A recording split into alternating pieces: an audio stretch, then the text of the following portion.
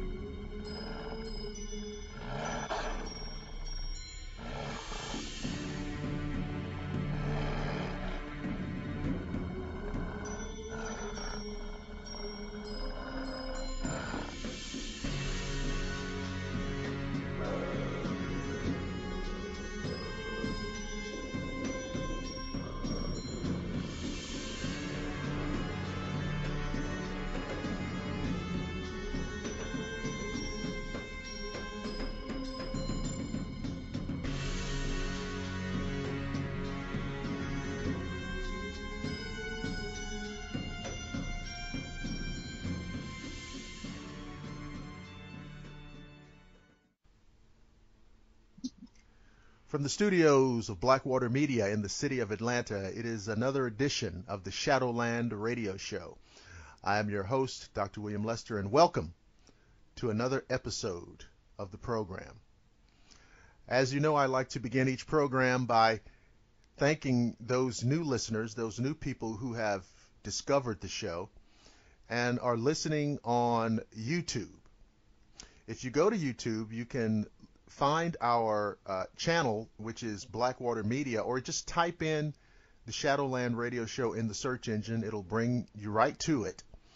And you can examine all the shows, listen to all the shows. We have many, many shows archived there, going back now just over a year. So there's more than a year's worth of episodes that you can listen to. We are also available to you on Google+. Thank you to those new Google+ subscribers, and also our Facebook page. You know how Facebook works. If you're on Facebook, just type in Shadowland Radio Show. The episodes are archived there as well. Finally, you can listen to the show on our home site, our webpage, which is at shadowlandradioshow.com. Of course, one of our favorite topics on the show is UFOs, and there's no area of UFO conversation that we won't delve into. And we're certainly going to do that today. And we'll probably cover a lot of issues and topics, but there's a very disturbing aspect of ufology that if you haven't heard of it, it's going to be very off-putting, very disconcerting, and we're going to look at it today. But in order to facilitate that, I want to bring in my guest, who is Mr. Butch Witkowski. Sir, are you there? I'm here.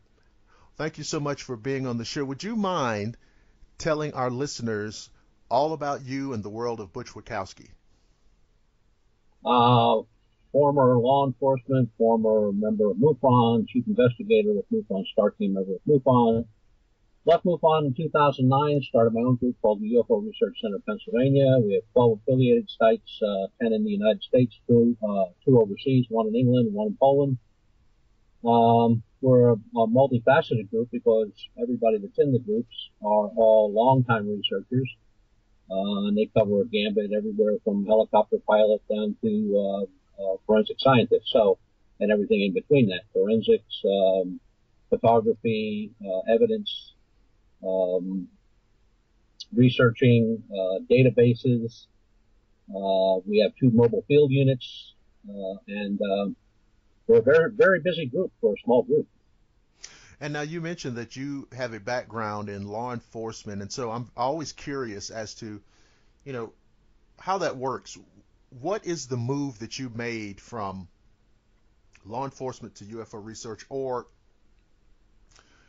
how do you look at this, with the background of a law enforcement officer? You're trained a certain way, you have a certain kind of job experience, life experience, and what is that How do you bring that into researching UFOs, if at all? Well, it kind of comes naturally with the background because, you're trained to figure out things both on the investigative end and the research end. So I guess to put it one way, there's two types of investigations. There's the investigator, and let's see, a good way to put that would be a police officer goes to a scene of an accident. There's a tire blown out, cars and guardrails, nobody's hurt. No big deal. Writes up the report. Car gets towed away. End of story. Same scenario. Gets to the scene. Driver's dead. There's a bullet hole in the tire. Mm-hmm. Car is completely demolished. Well, the investigative process, of course, takes place of the scene, but all the evidence that's gathered at the scene is now turned over to a researcher, which would be forensics. I found in ufology, after seeing my first one in 1989, my first UFO, that things didn't kind of work that way. It just seemed like everything was being collected to a database, which doesn't help anybody. So I started going about it forensically and finding out, how it happened, why it happened, could it happen, did the weather play a factor? There are so many factors in a sighting report, and it just seemed to work out a whole lot better doing it forensically than it seemed to do just going out asking questions, which we still do. And we like to do it on a one-to-one basis personally. But, when you have a case in Montana, it's a little hard to do it one-on-one. So a lot of it's done by phone, by emails, and that's pretty much the way it is. I mean, it just works out better forensically, trying to prove it could happen. And it did happen the way the person told you.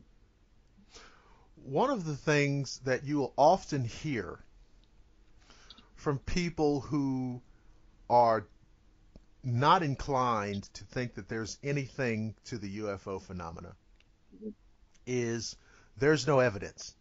And this is what you hear. And of course, you will hear this from many of the mainstream scientists, for example. Not all of them, but many of them.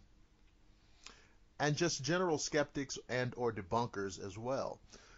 As a former law enforcement officer who would be very concerned with the collection, with the accumulation, with the analysis of evidence, how do you respond to that? If somebody says to you, well, Butch, this is interesting, but there's no evidence. Well, to the contrary, there is evidence, but first of all, you need to be a skeptical believer. That's number one. Mm-hmm. And I'm a skeptical believer. I mean, I've seen 16 in the last 26 years. They were not aircraft. They were nothing that we had. They were way too high. Their flight characteristics were way too strange. So is there something flying up there that, we're not, we just don't know what it is? Yeah. Do we know who's piloting it, if anything? No.